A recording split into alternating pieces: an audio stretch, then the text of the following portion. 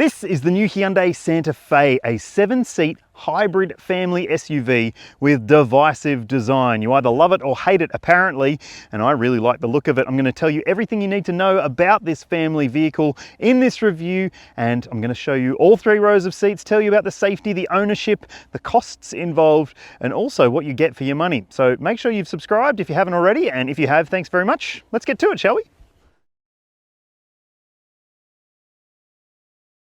Like I said, this review will be focusing only on the hybrid versions of the Santa Fe, but there is a turbo petrol model coming towards the end of 2024, and it's going to be cheaper, so it might be worth waiting for that one if you are interested in it. I'll cover it in more detail when we get to that point, but look, the model range is still pretty impressive. There are 3 different versions available. The entry-level one is just called Santa Fe. It's the hybrid with front-wheel drive or all-wheel drive. There's a price difference between the two, obviously, but it does come really well equipped. Despite the fact that prices have gone up across the range, you're getting heaps of stuff for your money. Consider this, you're getting 20-inch alloy wheels, LED lights, you also get keyless entry and push-button start, an electric tailgate. There's other stuff on the inside which makes you go, really? This is the base model? Like twin 12.3-inch screens. One's a touchscreen with wireless and wired Apple CarPlay and Android Auto. And you've also got cloth seat trim, but it looks really cool. It's got a tartan finish. I love that. There's also electric driver's seat adjustment and heated front seats as well, and heaps of other features which I'll talk you through shortly. Now, up from there is the Elite grade, and it's available with all-wheel drive only. It also gets 20-inch wheels and LED lights. It doesn't really look all that different from the outside apart from some silver highlights, but it does get different interior trim, and it does feel maybe a little bit more special on the inside because of that. And then there's this one here, the Calligraphy. It's the new top spec version, and you can really tell it easily from the other models because it's got black wheels. They are 20s as well, and there's a few extra features on the inside which, as you would expect for the top grade model, do make it feel a bit more special. Things like leather seat trim, as you would expect. So what are the competitors to this car, and does it stack up that well on value? Well, let's talk about some of the best alternatives. Okay, so when it comes to alternatives to this vehicle, well, there are some 7-seat hybrid family SUVs that you might want to go and check out. First one is the Kia Sorento hybrid. You can check out my review of that car by hitting the link in the description. I think it's a really nice, well-rounded vehicle.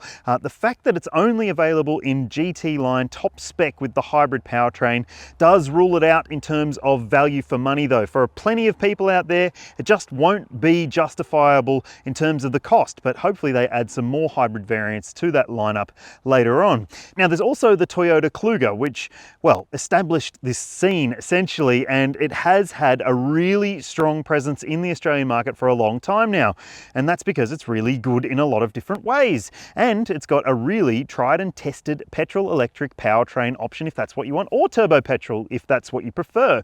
So it does stand out as a really good go-to if that's what you're after. If you're not willing to maybe roll the dice on one of the lesser known hybrid brands, then it could make a lot of sense for you. But hey, if you are willing to roll the dice and you are after something that is adventurous and maybe a little bit more hardcore than any of those models, how about the GWM Tank 500? Yep, I know that's a bit of a weird one, but it does have 4-wheel drive, it's got 3 rows of seats, it's got plenty of space, it's got a petrol-electric powertrain, and it does seem to offer a lot of value for money.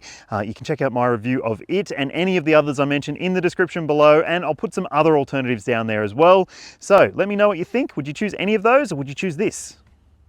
Let me know. This new generation version of the Santa Fe is bigger in every single direction. It's got a longer wheelbase, it's taller, it's wider, and obviously it's got a whole lot more presence to it as well. You can see the H motif on the headlights and also across the front bumper. And speaking of that front bumper, you can see just there's active aero shutters. So they will close up when you're at higher speeds to help you cut through the air more cleanly, but help the car breathe when it needs to. I reckon it looks fantastic. There's a few really cool features on this car, including this little handle here. Doesn't look like a handle, but then if you push it in, you can use that there to climb up onto the wheel and get up onto the roof if that's what you need to do. And you can lock that so people don't put rubbish in there as well. And the back of it, well, it's actually the most divisive part of the design of this car. There's lots of people who really don't love where the taillights are placed. Now, I'm not a huge fan of the fact that those H lights aren't actually blinkers. The blinkers are down low. So if someone's right on your clacker, they might not actually see what your intentions are on the road, but that's their problem, right? Okay, let's have a look in the boot, see what we are dealing with. It does have a pretty sizable boot opening, and you do have a decent amount of space behind these third row seats. You'll be able to fit some luggage and easily a couple of school bags in there quite comfortably, even some soccer ball bags if you need to. And then you can fold these seats down with these little quick release tabs. And yes, you can do it one-handed as I'm showing you. And there you go. Just push this one down a little bit more. So you can see there that you do get a huge amount of space if you're going to run this vehicle primarily as a 5-seater. There is no 5-seat variant available. So if you are planning to mainly just use it with the 2 rows of seats up, then you can get a mat to put in the back there so it can cover things up. Now I'll get to the back seat space in a sec. I just want to show you a few amenities in the back. You've got a little shopping bag hook here. You've also got these 2nd row electric folding buttons. So if I press that button, the seats will fold forward, which is pretty neat. There's some stuff on the back seat, so that's why they're not going all the way. There's a 12-volt port back there and also another shopping bag hook. And underneath the boot floor, you will find that you've got a little bit of storage space. You've also got a jack, which means that even further under the body of the car, you will find a full-size alloy spare wheel, which is a really nice thing to have in Australia, and especially if you're a country buyer, because who knows when you might get stranded on the side of the road with a flat. But tell me what you think about this design. I don't know, man. I love it. All right, so we're sitting in the top spec version of this car, the calligraphy model, and it does have the optional brown leather interior finish. It's not a very expensive option, and I think that it does look really, really nice. I love this big ambient light that runs in a H pattern across the dashboard, and also I love this big twin screen array. So you've got your driver info screen up here.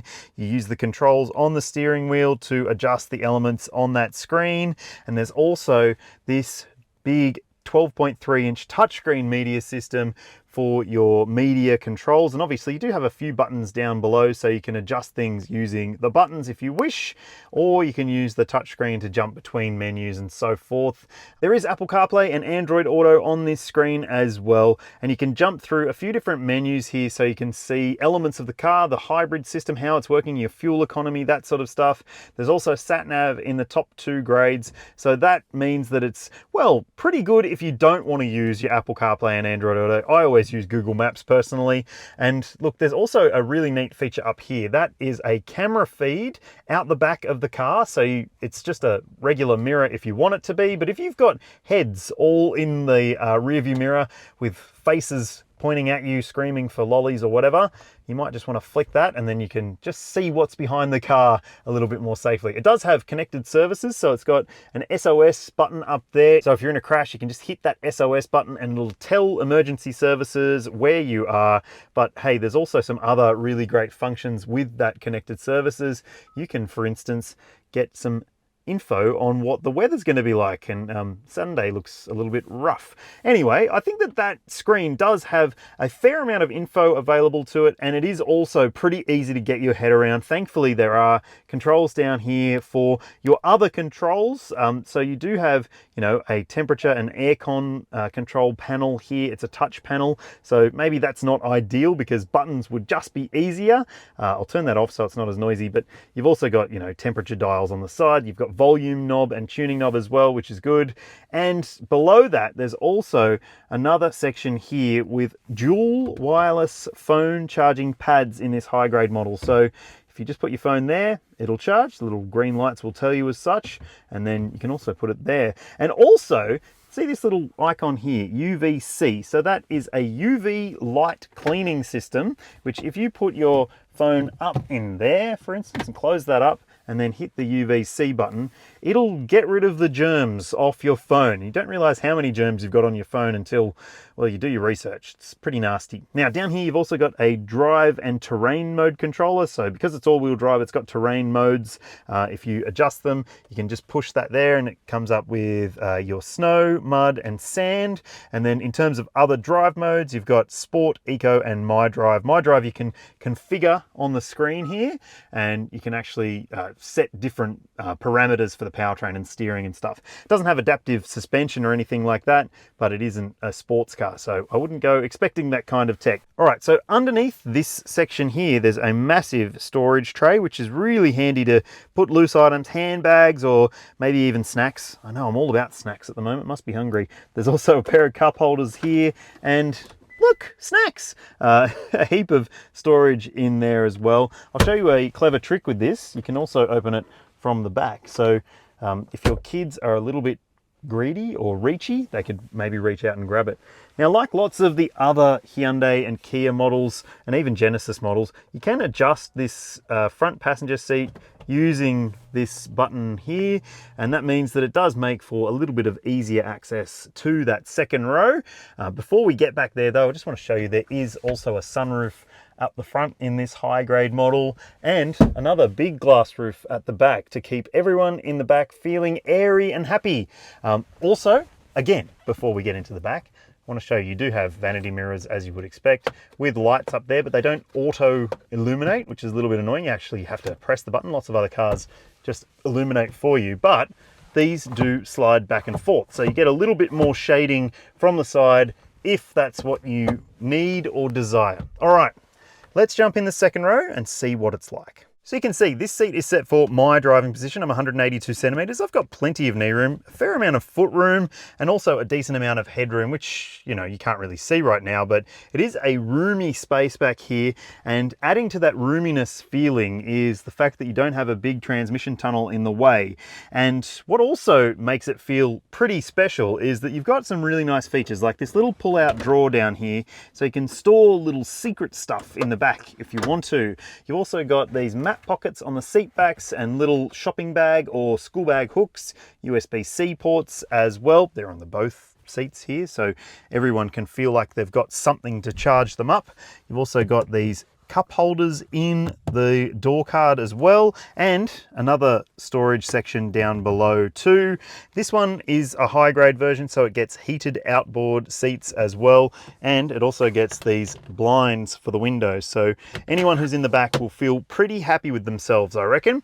Now, in the middle, there's also a flip down armrest with some more cup holders, and these seats can also slide individually. So, well, not individually, this side can slide as one portion and this side can slide as another. So let me slide it forward. And that means that I can basically make myself uncomfortable to make those in the back more comfortable. So let me show you the back and see what we're dealing with in terms of space. But before I do, that's where your air vent is for this second row. There is no directional air vents down here, and that might be ideal for some and not great for others. I mean, if you're in the middle, you're gonna have to ask your parents to put the fan on so it's getting you in the back, but no fan controller in this second row. Let's jump in the back. Yes, you do have ISO fixed points and 3 top tethers for the second row. There's a little button up here that you can press and it slides this seat forward for you so you can get into the back a little bit more comfortably. Let's see if I can. And up we go. Look, you can see for yourself, that seat is set where I was sat before, and I'd need to move it a bit further forward in order to sort of feel like I'm in a comfortable position. But let me just pull this seat back. Okay, so I've got that seat into a reasonable position where I would be able to sit in front of myself, and also I can sit behind myself, if that makes any sense. So I've got enough knee room here, a decent amount of foot room, headroom. I'll turn the camera around so you can see. Yeah, it's actually pretty good. So that's nice to see. And also, you do have a few amenities in the back here as well. USB-C ports, more vents, which is good. You've also got a couple of cup holders there. And on this side, you do get a fan controller, which is really great to see. Another USB port, more cup holders, and a decent view out the back here, but no shades on those windows for whatever reason. Now, there's also a couple of lights in the back, which is good because this version with the dark headliner does feel a little bit dark in the back, despite the fact you've got that huge glass panel there. So honestly, this feels pretty roomy, I would say, for a 7-seater that maybe wasn't as roomy as this before. It does feel like a big improvement in terms of the space in here. Like I said, I'm just covering off the hybrid version in this review, but it's a pretty interesting powertrain, a 1.6 litre turbocharged 4-cylinder petrol, and it's teamed up to a 6-speed automatic transmission. And obviously there's an electric motor and a small lithium-ion polymer battery pack as well. It's a pretty small capacity battery pack, but it does still allow you to drive the car in EV mode in a mix of situations, and I'll show you that when we get into the car and go for a drive.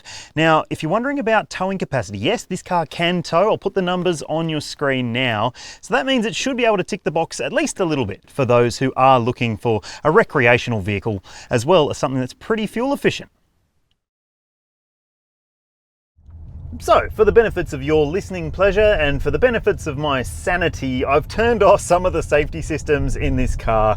There's a few that really annoy me, namely the speed limit information system, which really frustratingly is set to default to come back on and beep at you every single time the speed zone changes, or at least it thinks that the speed zone changes. I've seen this little display get it wrong a couple of times already today. And also I've turned off the driver monitoring camera system. There's a little camera on top of the steering wheel that apparently knows when you're distracted, but it actually gets it wrong too. So I've turned those things off because otherwise you would just be hearing a constant chorus of beeping beeps. And yes, I really don't like those systems. I've also turned off the lane keeping assist because, well, I've done some driving already in this car where I've had it on and I find that it's fine, but I just prefer to feel a little bit more in control of the situation. So let's talk about this drive experience more generally. All right. The hybrid system, it's great. It's a 1.6 turbo petrol, as I said, so it does have an oomphy little amount of grunt to it that's really assisted by the EV system as well. I drove the base model front wheel drive earlier today, and I thought that it was really, really livable in urban situations. And now I'm driving the other bookend of the range, this top spec calligraphy all-wheel drive, and it is in a drive mode at the moment called My Mode, so that's configurable. There's also sport and eco modes as well if you want to use those. And look, I'll tell you a little bit more about the fuel consumption, but obviously if you choose the sportier drive modes, you'll probably use a little bit more petrol. This hybrid system is very impressive. It's a very similar system to what is used in the Sorento hybrid, and that means that you've got the turbo petrol engine, which is assisted by the electric motor when it needs to be, or it can just run in EV mode at times as well. And another thing that's really quite interesting about it is, well, it's part of the transmission, that electric motor, and what that means is that if you are driving in EV mode at lower speeds, urban driving for instance, it can actually feel like it's shifting gears even though you're driving in fully electric mode. So that's a kind of novel feeling compared to some of the other hybrid systems out there. You don't get that in a Toyota hybrid, for instance, but it does offer a different kind of tactility to the drive experience. I really appreciate it. And if you are driving in the eco mode, you will find that it is a bit more eager to put the car into EV mode, and also there is regen braking, so you can feed potentially lost energy back to the battery pack to help you be a bit more efficient. It's not like a single pedal driving mode, so don't go expecting that, but you can sort of feel that there is a difference to the way that the brakes feel in this car compared to conventional examples from the SUV space.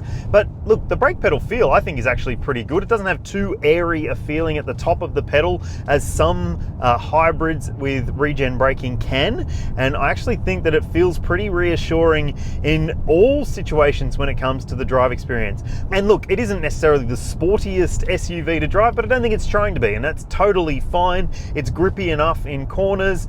The all-wheel drive system, you can certainly feel that it is helping to keep things under control when it comes to momentum, and you've also got a pretty nice steering feel to it as well. It's not necessarily the most direct or involving steering, but it's lighter at lower speeds to make it a bit more manageable when you're parking, and it's also a little bit more hefty at higher pace to make it just a bit more involving in the corners.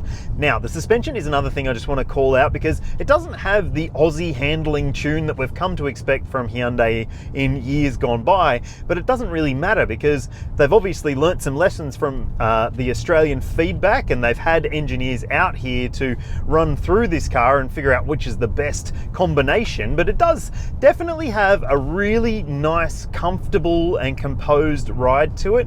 It's maybe a little bit floaty in some situations, but I actually find that that means that it feels pretty comfort focused, and obviously it is a 3-row SUV with plenty of space, and you want everyone to be comfortable, not just those up front, right? So it does seem to feel like a pretty well sorted suspension and chassis setup. And in fact, well sorted, that just bloody well sums up this car. It is well sorted. I really like the way this drives. I like that you have the choice of front wheel drive or all wheel drive, and the hybrid system is really quite smart as well.